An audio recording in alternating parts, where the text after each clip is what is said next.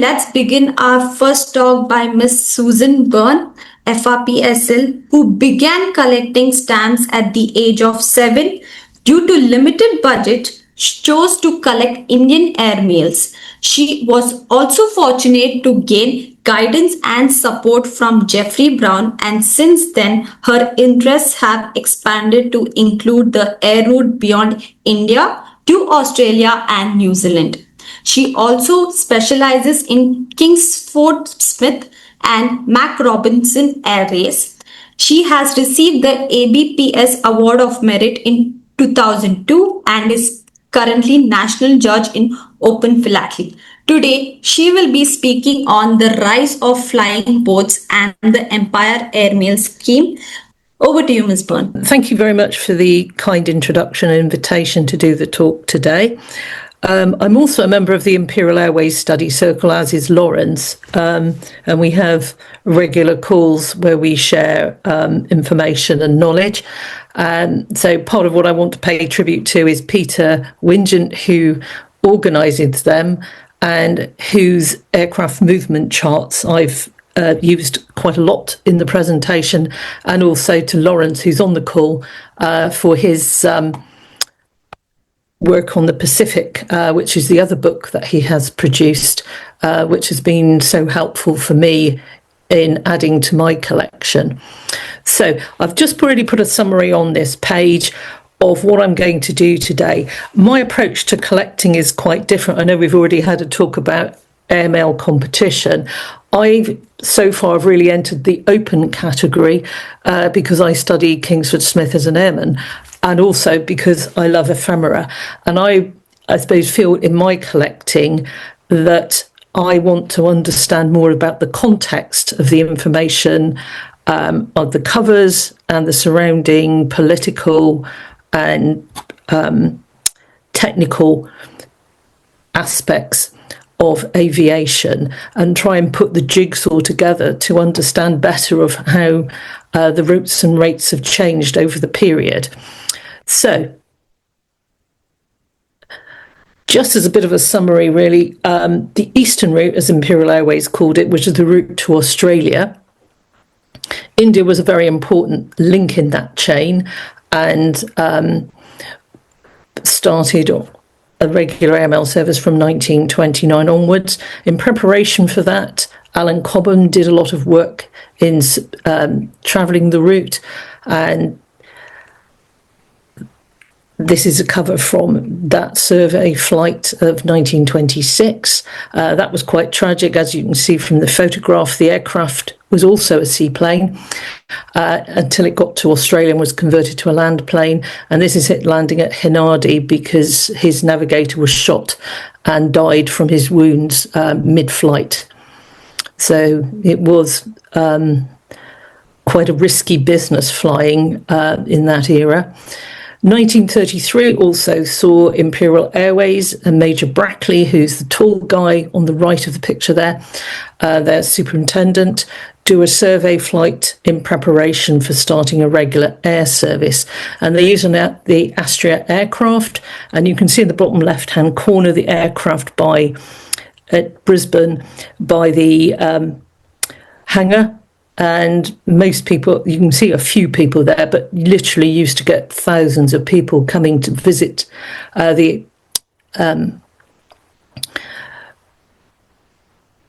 this landing grounds for any special flights to view them. And people were astounded about the size of this particular aircraft in comparison to the ones that they knew flying locally. And this is a map from prior to the Empire Airmail scheme starting, which shows the red lines of what Imperial Airways had already achieved. So this is going up to 1934, with the first regular flights going as far as Brisbane in the bottom right-hand corner. And then the proposed routes, which is the Tasman Sea across to New Zealand and across the Atlantic. And you can see here how important the route was for communication. Imperial Airways was formed as the government's chosen instrument in 1924 to what was called buckle the empire together. So in this period, it was very much about the empire and indeed with other countries and how they communicated with the countries under their control. And it was really very much getting the aircraft out there and back again, rather than looking wider about flying to different parts of the world, such as America and South America. So this is where you're starting to get that expansion beyond a pure communications with the empire. I think particularly because business interests had become much more demanding, wanting information and contracts to be exchanged much more quickly than the sea routes would allow, and trying to get the quality of the aircraft improved so they could fly further and faster. The impact of the Mount Robertson Air Race in 1934 cannot be underestimated in this regard, because Imperial Airways, as part of the British Empire, needed to buy British aircraft, and a lot of other countries, you historically had the airline or the country producing its own aircraft, but now increasingly the quality of American Boeing and Douglas aircraft, which were all metal and capable of much more sustained flying, was coming to the fore. So a lot of countries such as KLM, for example, on the top right you've got the Douglas DC-2, they had embraced that aircraft, and that became the Dakota during the Second World War and was very much a workhorse of civil and military aviation. And the bottom left, you've got the Boeing. So it was really the rise of the American aircraft started to become more prominent in the early 1930s. So for the first time, you started to get connectivity within the empire as well. So, for example, here this cover had come from Africa, going all the way up through to Cairo, and then connecting with the regular service, which had now started through to Australia. So you're starting to get regular air communications, giving people certainty of knowing when their mail would be received. And also, as part of the beginning of looking at throughout the empire having consistent airmail rates, you've got here in this notice a list of countries where in Britain you could send your mail for an inclusive sixpence for half an ounce. This letter fell foul of that because it's at the period when the regular service to Australia hadn't started, and the person who sent it obviously thought, because of all the other empire destinations receiving the benefit of the reduced rate, that Australia would be one of them. Unfortunately, they got it wrong, and the Department of in Melbourne of the government ended up having to pay the 1 6 underpaid fee. So things were starting to happen. What's also one of the reasons why I like ephemera is it tells a complete story. Here you've got a flight ticket, so it tells you the number of the flight involved, where it was going from, and the dates and the price. So linking with Peter's aircraft movement charts, you can have a timetable that tells you when things should happen, but what you really need is something like the movement charts, which came from the original Imperial Airways records, telling you what actually happened. So you can see here until the mid-1940s, you can link flights to Pacific aircraft, times, dates, and quite often you can see here that they're 1 day late and then 1 day early, and quite often you'll get an explanation of the problem that allowed the aircraft to be delayed. And here's the linked timetable. So you can see I've put the arrow in the bottom left-hand corner. So you can see there it confirms the rate of £122 for a single fare. And I think we have to understand in this era, it wasn't about passengers, it was about communication and the mail getting through. Passengers were paying subsidised tickets because Imperial was subsidised by the government, but what they were paying for was their accommodation, their transport by train, by bus. So they would go to the office in London, a bus would take them to the aerodrome, and they would fly from there. And their accommodation needs were taken care of and their food until they arrived at the other end. However, it wasn't without cost. I've sort of, hopefully Google AI has got the right information there. So this single ticket equivalent today would be about £11,000, which is certainly a first class airfare. And this is a notice issued in Delhi. So this is an Indian postal notice as opposed to an Imperial British one. And that's announcing the extra services. So mail was, even at the more expensive rates before the Empire Airmail scheme was introduced, was becoming more and more popular as people needed to communicate more. That's it. And the aircraft, so you're looking here, pre-Empire Airmail scheme, a variety of aircraft were used. So you've got here the HP-42, known as a flying banana because of its motion in the air, which made quite a lot of people fairly unwell, I believe. You've got a flying boat section on the route. It wasn't all air at this time. The section from France through to south of Italy and Brindisi was by train. Mussolini wasn't happy for aircraft to overfly. Plus, particularly in the winter months, the aircraft weren't really suitable to be flying over some parts of the route. And then you've got the land plane version, and you can see it's quite a stark interior. And then you've got the Atalanta class, which Astria was part of. This is a chairman's notification. This is from towards the end of 1935. And he's saying in here that the government has confirmed that they can continue as its chosen instrument to develop the Empire Air Service. And they're looking at, where practical, all mail to be carried by air. So again, it's emphasising what was planned, and on the right hand side you can see they're talking about some of the operational achievements that they've had during that period.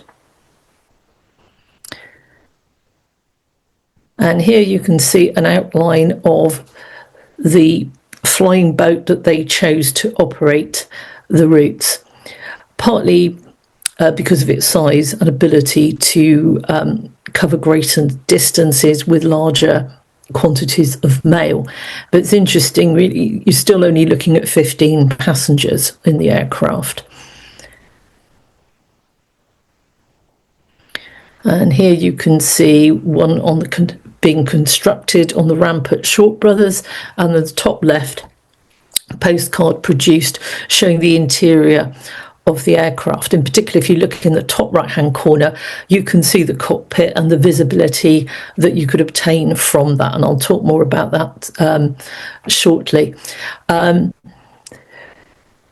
And it was also partly an infrastructure thing. You were flying through a lot of countries. You could potentially need to make emergency landings, but also there wasn't the infrastructure in a lot of cases of a suitable airport. And therefore, I think they felt that a flying boat would be the better route because it was landing on water, and as the routes tended to hug the coast in the main, and also you had a lot of rivers and lakes that they could land on. You've got the Air Ministry introducing leaflets detailing changes to the scheme and expansions. This one here is talking about the Christmas mails. certainly in 1938, which was the only real full year operation of the scheme, from early in December, they closed the route to passengers, put on extra aircraft, sent staff to various locations, and carried a huge amount of mail. And that was very much down to the cost being reduced sufficiently to encourage people to make more use of the service. Pilots were also very well known in this era, not quite Formula One level or famous footballers maybe, but their exploits were certainly celebrated. You get a series of postcards issued in the 1920s. You can see Captain Alger here, ex-RAF. I think he operated the Cairo to Baghdad service, but you can see his uniform is very much, I would say, Royal Air Force. And then if you look at him later in his career, under BOAC, it's very much more of a naval appearance there. He was also conducted some flights which are interesting for India collectors, which is the experimental flights to Australia. Obviously went through India, and he also did the survey flight for stage 2 of the Empire Airmail scheme. The aircraft were fairly luxurious. You had promenade decks. You were allowed to wander around, even in, I think, to the cockpit area, which of course today would be unheard of. But you can get lots of ephemera relating that, for example, card games, letter writing. Postcards were also produced of some of the sites en route, and even at times, pilots would divert to fly over the pyramids, for example, so people could view them. This is a copy of a director's report, and this is why I find it also fascinating, is the extra information you get from these to try and understand why things happened. You can see with the arrows there, I've got highlighted the bit. Up to this point, as I said, it was mainly a train service through Europe, but thanks to the flying boat's greater capacity, it was now an all-air service, which was a huge saving in time, and also the number of stops, overnight stops that they need to make were cut down. But if you notice in the bottom arrow on the left, that has temporarily restricted capacity for passengers. So you can see from this that passengers were not the main aim. It was definitely the mail. And you've got a list of all the aircraft owned under the ownership or planned to be under the ownership of Imperial. You can see a significant portion of flying boats, but there's still quite a lot of land planes in there as well. So the flying boats were introduced gradually through the route, and they initially flying various sectors as required, and this is the maiden flight of the Capella, and some nice privately produced postcards showing a close-up of the engine there and the aircraft in the water. And here you've got an example of a cover flown on the first regular eastbound service. One thing that was an issue, though, is the flying boats had quite thin hulls. Training, the pilots were sent on a long training course. They had to learn to sail a boat on the water so they could understand the impact of tides and the wind speeds, and hopefully make it safe. However, still things happened, and in this case the pilot misjudged the landing height, and it came down with a crash which broke it up, and 3 people drowned. I quite like this cover because it's addressed to a Miss Soggy, and that's because pretty much all the flying boat mail ended up wet and had to be dried out before it could be sent to the addressee.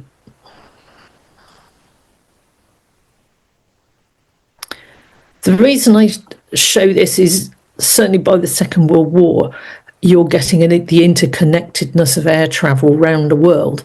So you're starting to get, by the end of the 1940s, the ability that we take for granted today, certainly from Britain, is to go west via America, or east down through to Australia and go around the world.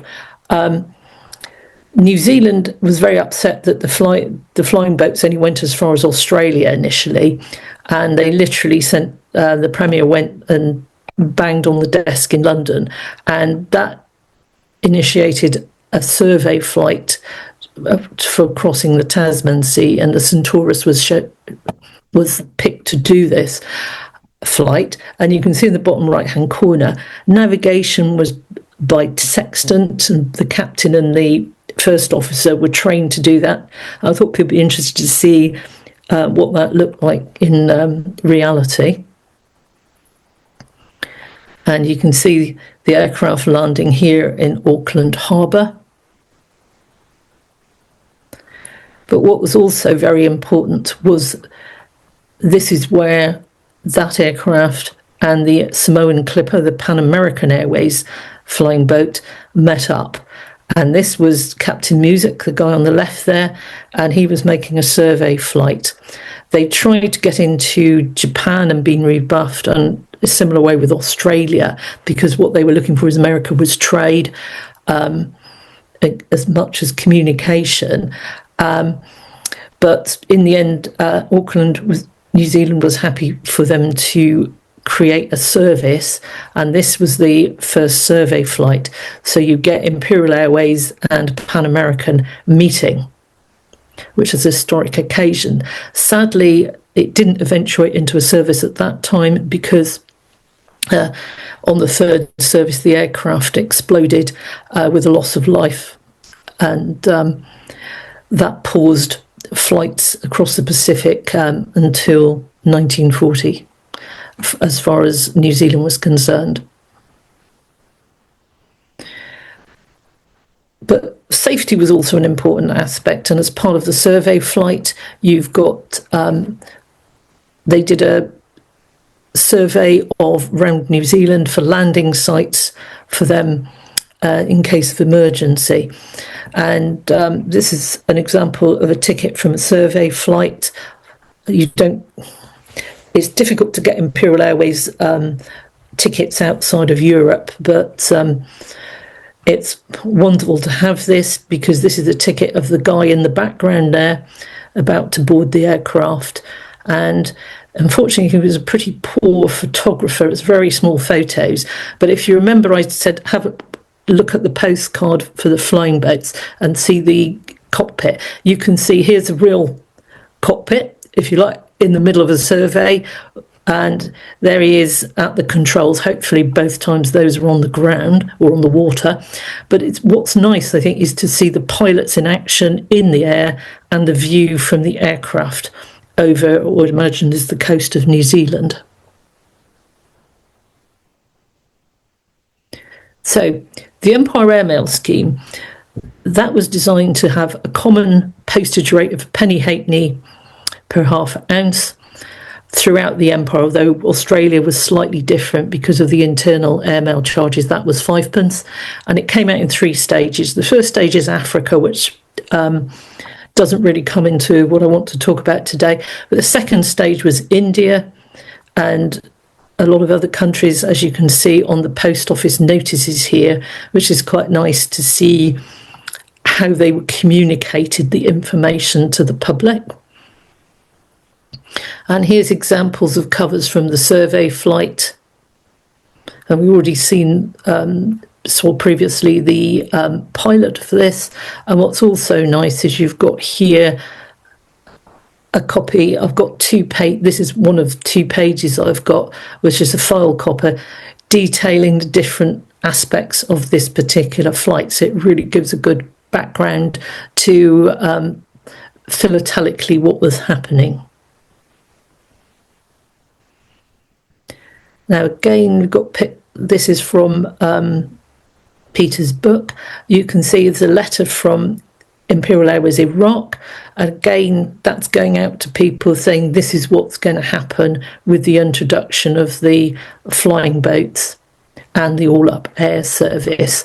And you can see here the details of the first service carrying the mail, and the fact that whereas it was such a heavy mail, you've got 2 flying boats carrying it for most of the route.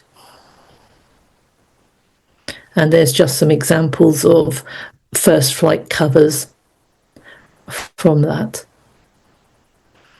What is also nice is the first flight covers from Britain. You didn't need to put your Airmail label on, just your penny halfpenny stamp, because it was automatically carried by air. However, Australia was not part of the scheme as yet. That was stage 3. So you've got a cover here, had to have the Airmail label, the extra cost of 1 and 3pence, but that was also carried on the first flight that carried mail under stage 2. And there's an example, as I said previously, with the initial survey flight in 33, Imperial had said, we're going to operate the service, but the Australian government, a bit like the Indian, for mail to be carried in India by Indian pilots. In Australia, they said, we're going to operate the route beyond Singapore. So Singapore to Australia, it might be an Imperial aircraft, but it was a Qantas pilot. But initially they didn't have enough of their own flying boats, so it was carried by, you can see there, a DH-86. And that's your first flying boat flight. So also with the introduction of flying boats, it quite often you needed to change your airports, and in this case they had to create a flying boat base in Sydney, and also extend the existing service from Brisbane to Sydney. I've got copies of survey reports, and they did a massive task looking at places like Brisbane, Groote Island, which is in the north of Australia, mapping out where the aircraft could land, the cost of putting in infrastructure for it. And here's a newspaper clipping which shows a fabulous view of the new flying boat base in Sydney, a cover from the opening of it, and also a lesson to us all, which I don't always follow, is look inside an envelope when you decide whether or not to buy something, because this was inside this one, and it's discussing what was going to happen at the opening ceremony. And the final and third stage was the route to Australia, and this is a very nice leaflet issued by South Africa with all the details of the countries within the scheme. And of course, it wasn't necessary in all air service. New Zealand's in there, and it was only air to Australia and sea beyond, but it was still a penny halfpenny. So you've now got an Empire Airmail scheme, a lot more mail going out. You're starting to get all air services carried by the C-class Short Brothers flying boats, and throughout their life, Imperial Airways and BOAC after it used to do what's called test letters, and they're always worth looking out for. As you can see, that's addressed to Mr. Handover, the operations manager, and that was them testing the route, seeing how long things took to get through, and it was quite often special flights, but not always. But they're nice. I think they're nice things to have, and luckily they do tend to receive, if not bank stamps, they tend to be marked when they've been received as evidence for their records. This is one of my favourite covers. I spent my whole working life working for Barclays Bank in Truro, but not this particular office. Mine didn't exist then. But this is a nice example of an all-up cover, no Airmail label, reduced postage rate. It's registered, so you get all the back stamps, and you know exactly what flight it was on. It's the first of the new summer timetable, and it's changed the final overnight stop from Marseille from Rome. So to me, that's always an added interest. As I said, you've got a change of flying boat base from a land plane base, but you also, the terminal for Australia had moved, as did Qantas. And this is just a lovely little leaflet which they issued saying, we've now moved to Sydney from Brisbane, with a picture of one of their aircraft, one of the new flying boats they were receiving on it. So always worth looking out for something like that. Again, timetables, you're now looking at a 3 times a week service. I know today that seems amazing when it's 4 or 5 times a day going to Australia. And this is a wonderful leaflet, I think, because if you remember, the Indian leaflet was talking about the new service, additional service to Calcutta. I really like the fact here they've split the timetable down. You've got your overnight stops. AI told me that a single 95 Rand ticket would now be between 76 and 125,000 rupees. So I'm not sure what that is, but it sounds like quite a lot of money. But I just love the fact here you've got the listings of the hotels that people will stay at, like at Singapore is Raffles, Calcutta is the Great Eastern Hotel. So it's just a wonderful thing. Mail into Europe. Imperial Airways, if you were flying into Europe in the 30s, you used British Airways, which was the European division. But coming the other way, from India or wherever, the mail had to be offloaded somewhere to be sent into Europe. And it was either you had an all-air service via Athens with connecting with DLH, or here you could get it through to Italy, and it would generally go up by train through to Germany.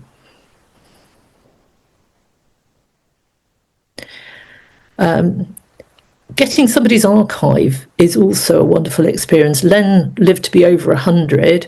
He worked for Imperial Airways as their engineer, supervisor, going around the world, checking up on their airports. He was in America, Baltimore, Bermuda. But I think one of his main joys was this, putting in the flying boat base in Auckland Harbour. And he kept pretty much everything. So you've got the press releases about the new Brady pontoon he was putting in. Here's an example of the Southampton one. And again, that's wonderful. You've got the aircraft reversing into the pontoon, and you can see the guy on the left there with his bats. And it's very much like you see at an airport today, guiding the aircraft in. And that's his achievement. That's the harbour in Auckland, showing the jetty that he created. And again, you've got the press release. Finally, New Zealand gets its air link. They're the uprated S30 flying boats. So they were bigger, longer, better engines, longer capacity for flying, particularly designed for the new Atlantic service, which was happening in August 39. But I love this graphic where you can see the Centaurus and a double-decker bus, just to give you an indication of the size of the aircraft. Of the 3 aircraft that were due to go to on the Tasman service, the Australia never got there. That was renamed the Clare, and there's just an example of a ticket cover carried on the maiden flight from India. And this is just an example of a survey flight. Not always easy to recognise because they were posted on arrival as opposed to on departure. But this is lovely. You've got all the signatures, and even better, they forgot to take it out when they got to Australia, so they took it all the way to New Zealand and back again. When I think they were clearing out the locker before they did the Pacific survey, they must have found them and thought, heck, we need to get these posted. And the reason I'm showing this is one of the wonderful things to get is a first-party description of flying on a flying boat. And part of which is the bottom 2 paragraphs, which I've transposed there. And what was happening in the Pacific in the mid-30s is America and Britain, they wanted to expand their span of control. They wanted to have landing grounds that they could operate services from, so that aircraft could land safely. And the navies in the mid-30s scoped all of those out.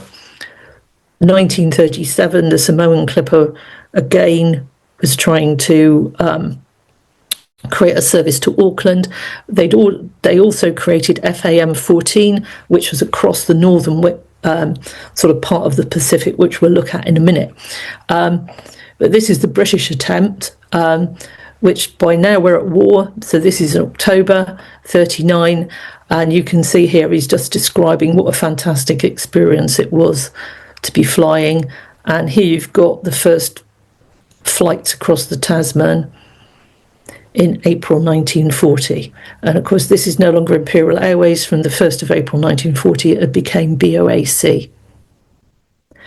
And these are quite interesting. These are the journey logs that the steward kept. And you can see this is one going out as Imperial Airways and coming back as BOAC. And it's also nice, you've got descriptions there of sandstorms causing delays. Things like the post office daily list, I've only ever seen this particular one, which I've got, are a mine of information.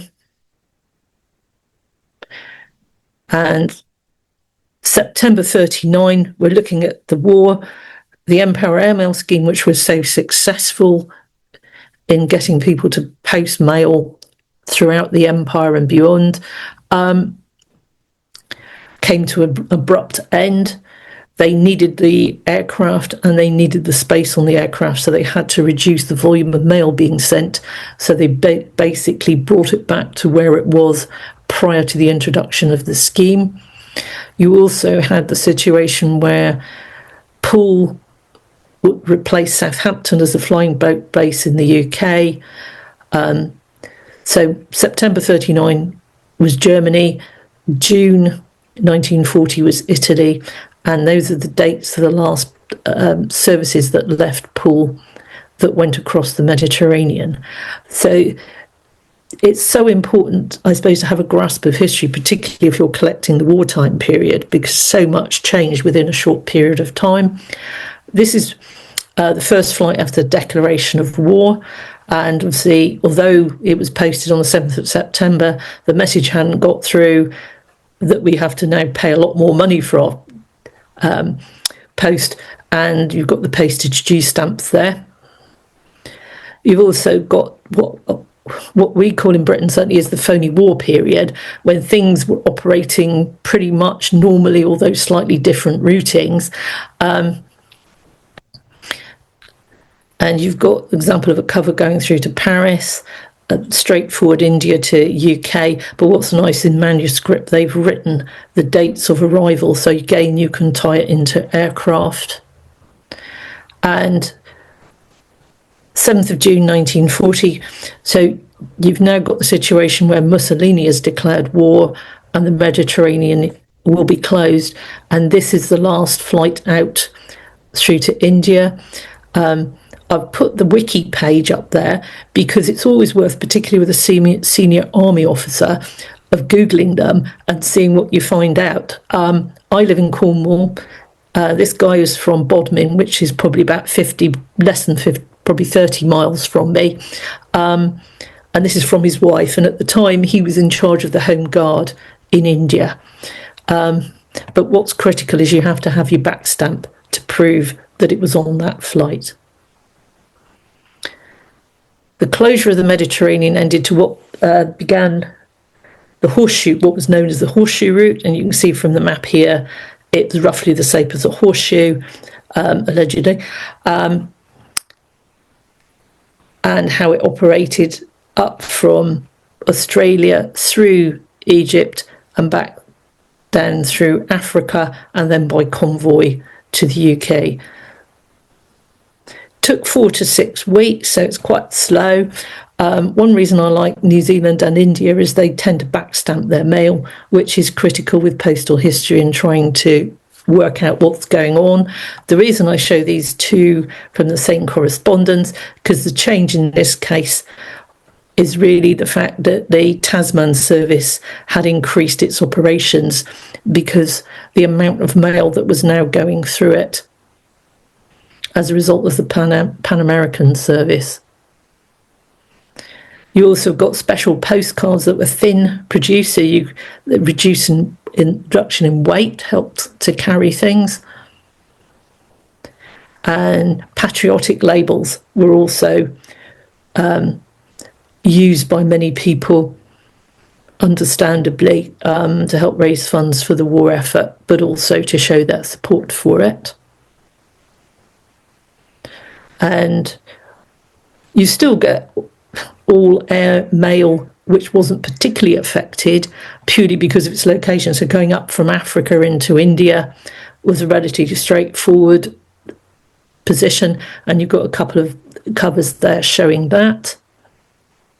I've put this in, although it's after what I said I'd talk about, because it's Indian stamps, which I thought people would be interested in, but it's absolutely nothing to do with India, other than it's the Indian army sent the Italian army packing from Eritrea.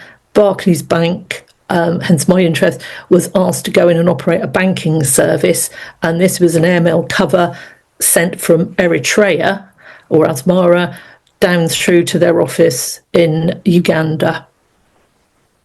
So it's always worth looking out for more than just the stamps. Look at the FPO label, which is FPO 90 in this case.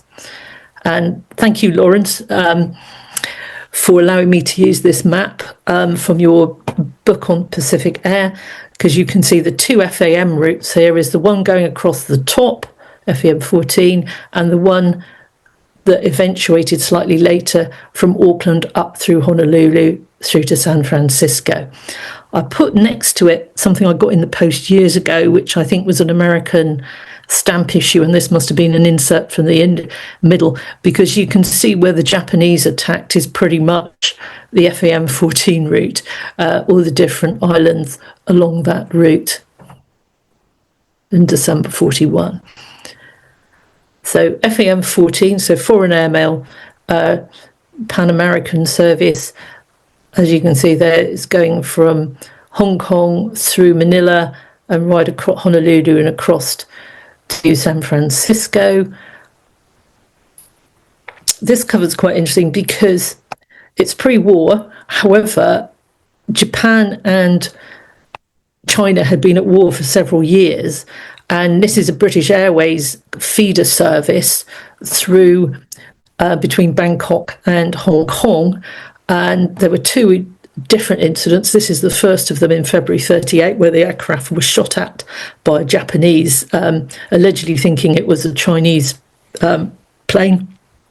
Luckily, it managed to land safely, and they made the Japanese pay for repairs. The following year, they weren't quite so lucky. It was force landed. But as a result, as you can see in the picture here, they put huge letters, huge Union Jack, and changed the route slightly.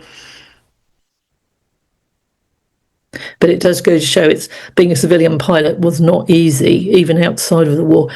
So as a result, these are now the American connections.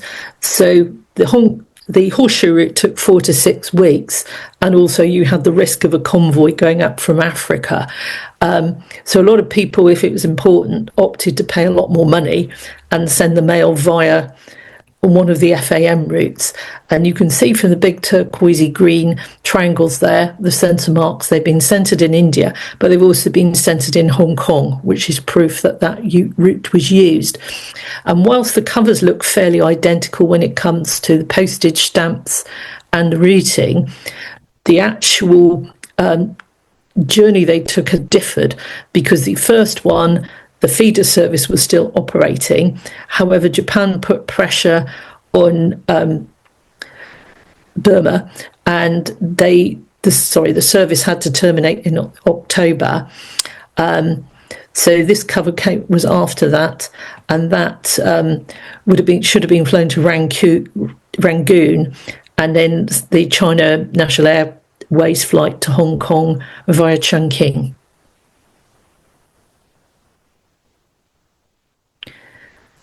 And from May 41, Pan Am extended the service, probably because of the volume of mail carried, to Singapore. So that meant that was then on the main Imperial, or by now BOAC route, and therefore it was a more direct and quicker route than using the Chungking one, although the price was the same. So it's likely this cover probably went that way rather than via Chungking. And just some examples of mail going from Auckland. So instead of a penny halfpenny going to Scotland, linking with the new FAM19 service, which started in July, that rate went to 6 shillings and threepence, and then it reduced slightly to 5 and 9 because they created, with the volume of mail, a second bag. But you can see the aircraft they use is a Boeing 314, and that is pretty similar to the Mac Robertson Air Race Boeing from 1934. So a much better aircraft than the C-class flying boats that Imperial was using. This is quite a nice card as well. It's not easy to get postcards, and what's nice about this is it's from stamp dealer to stamp dealer, and they're explaining the currency restrictions about why they have to cancel their order because they didn't order it last year, therefore they're now prevented from ordering something different this year. And some other ephemera I really like is you get the Tasman Air, you've got a certificate here. So Pearl Harbor was the beginning of December, so within a week of that, this lady was flying and she was getting a certificate from Captain Burgess, who flew the survey flight in 1937. So sort of quite nice, although a bit bizarre given the background circumstances. This is just examples of mail going through to Singapore at the 5 shilling rate.